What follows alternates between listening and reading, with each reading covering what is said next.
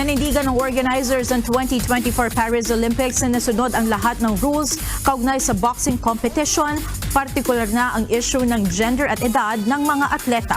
Kasunod ito ng controversial boxing match ng pambato ng Algeria na si Imani Khelif at Angela Carini ng Italy, kung saan tinalo ni Khelif si Carini sa loob lamang ng 46 na segundo. Naging usap-usapan sa social media ang labanan ng dalawang atleta dahil sa umunay pagiging transgender ni Khelif.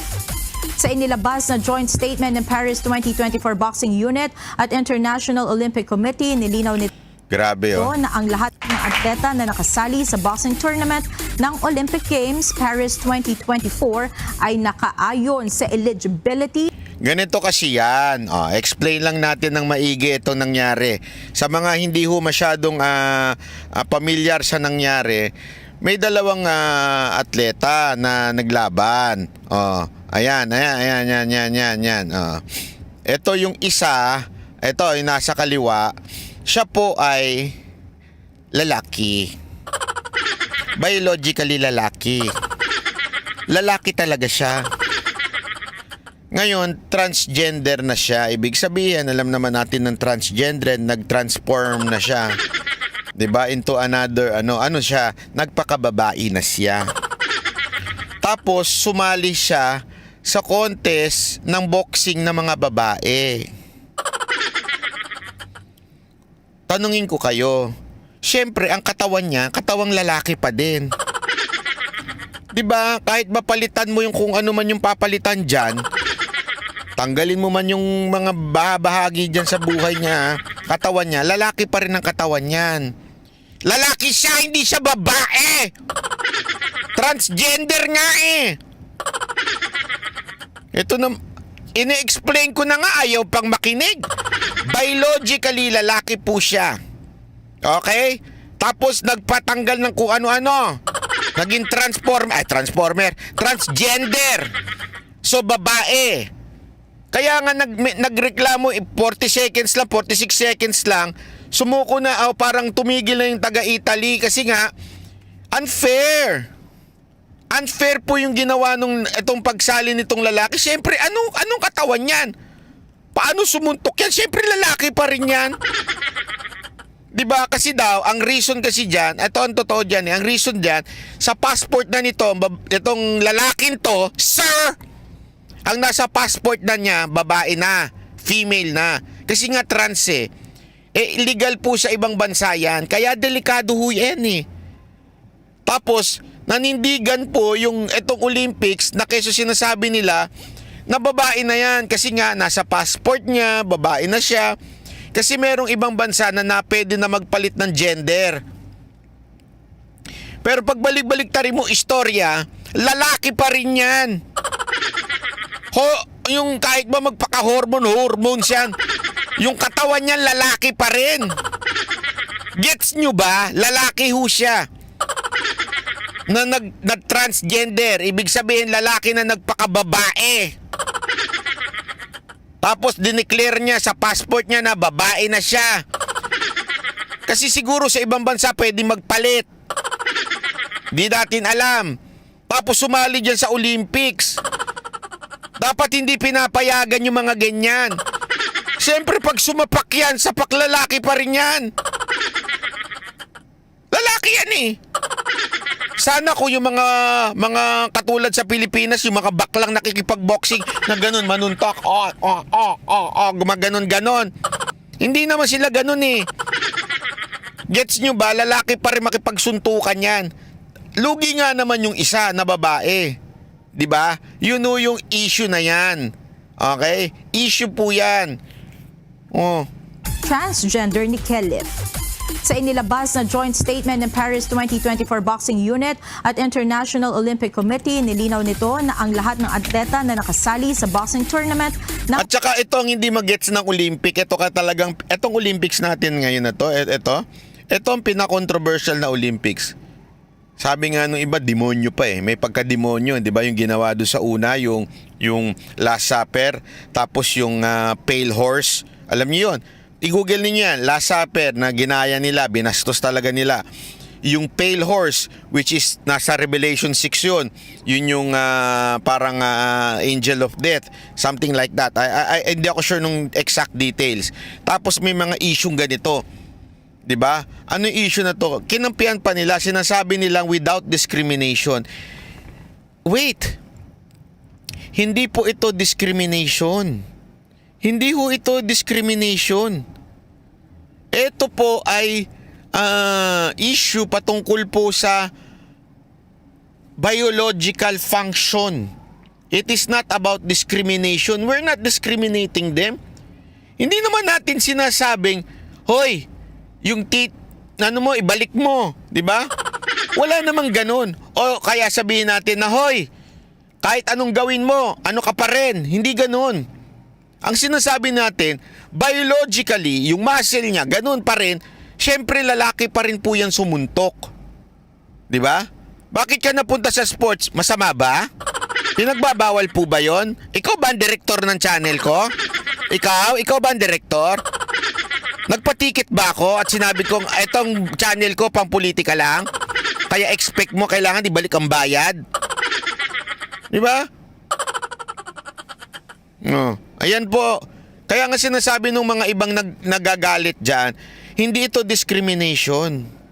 Hindi ho ito issue ng galit tayo sa LGBTQ. Hindi. Mali lang. Sabit lang ho talaga. Kaya nga alam nyo, sinasabi ko sa inyo, ako talaga, babantayan ko yung Senate 2025. Boboto talaga ako ng ayaw sa SOGI Bill. Kasi magkakaganito bayan natin kung sakasakali. Bakit? Kanyo. Pag nagkaroon ng SOGI Bill, tapos may mga transgender dyan na gumawa ng ganito, sumali ng competition. Pag sumali ng competition, lalaki na transgender, sumali sa pambabaeng competition kasi sinabi nila babae na sila. You cannot say na, ay hindi, lalaki pa rin kayo. Madedemanda ka na. Gets nyo? Pwede ka ng kasuhan pag may SOGI Bill. Kaya mahirap po eh. Mahirap yan SOGI Bill na yan. Yan ang nangyayari sa ibang bansa. Gets nyo? Yan ang nangyayari sa ibang bansa. Kaya nagkakaloko-loko. Kasi, alam nyo, eto makinig kayo na maigi Ang batas, kaya ginawa yan, akala nung iba ito'y parusa sa ating mga human being. Hindi. Ang batas kaya ginawa yan to protect the right of each one of us. Halimbawa, iuutos mo sa anak mo, anak, huwag ka maglalaro ng kutsilyo, bawal maglaro ng kutsilyo ha, huwag kang pupunta sa kitchen at maglalaro ng kutsilyo. Yun yung batas sa bahay mo. Yung anak mo na nakakapanood ng mga action film, nakakita ng mga magagaling magkutsilyo, gusto nilang laruin yung kutsilyo, sasabihin nila sa'yo, Mami naman daddy naman, ba't ayaw mo ko paglaruin ng kutsilyo? Napaka-sadista mo naman. Gusto mo ko maghirap. Bakit mo ako ginagawang ganito? Bakit? Sa mga sa society pwede naman maglaro ng kutsilyo Pero since sa bahay mo may batas ka na bawal magpunta sa kitchen yung anak mong bata, iisipin nila, pinaparusahan mo sila. Kasi may batas kang ganun. Gets nyo? Pero bakit mo ba ginawa yung batas na yon? Ginawa mo yung batas na yon to protect your child. To make sure that there will be no harm dun sa anak mo.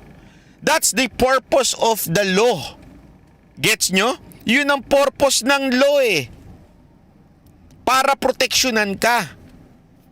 Ang problema dun sa mga quote-unquote rebelde, they wanna do their thing. They're mad at God. Kasi, eto si God. Bakit ba kasi sinabing I created man and woman?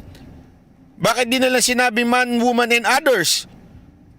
Bakit ba pinagbabawal yan? Bakit ayaw ng Panginoon yan? Kasi magugulo There is a law for us not to harm each other. For us to respect each other. Kaya kinreate ang law.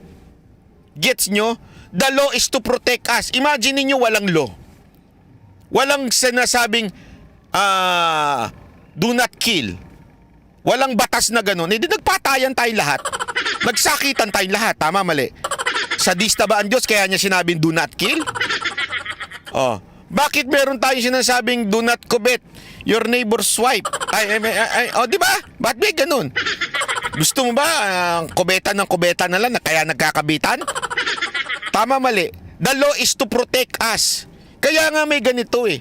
That law is to protect. Ang problema, gumawa tayo ng sarili nating nature. Sinabi nating, hindi na ako lalaki, ako'y babae na, magpapatanggal ako ng ethics, magpapatanggal ako ng ganito. Kaya babae na ako ngayon. O, kita nyo nangyari. Dahil may batas silang ganun, ano nangyari? Yan. Hindi na, yung Olympics, walang magawa. Bakit? Nasa passport niya na, babae na siya eh. Baka nga napalitan na, pati yung birth certificate niya, hindi ko lang alam. Diba? Wala na sila magagawa. Kaya nga, it is not about discrimination. This is equal opportunity. Hindi maintindihan ng iba yan. Ginagalit nyo ako eh. Napapa-English tuloy ako. Wag ganun. O, tuloy. Ang Olympic Games Paris 2024 ay nakaayon sa eligibility at entry regulations ng kompetisyon. Gayon din ang medical regulations. O, sabi tuloy nito, paano kung basketball transgender din? Tama, di ba? Imaginein mo ha. Siyempre, alam mo, ang basketball, kahit anong gawin mo, di ba? May NBA, may WNBA. Tama ba? Oh, may ganon, di ba? Isipin mo na lang, yung lalaki transgender, sumali ng WNBA ba yun? O, isipin mo. Di ba kahit papaano, hindi ko naman sa nila dinidiscriminate yung mga babae kahit sobrang galing ng babae mag-basketball, ibang-iba pa rin sa galawan ng mga lalaking magaling mag-basketball. Iba kasi yung, iba talaga, yung lakas nila. Iba yung tangkad, iba yung galaw. Kahit manood ka kahit sabi mo pang professional WNBA yan, malayong malayo sa NBA. Yun ang totoo.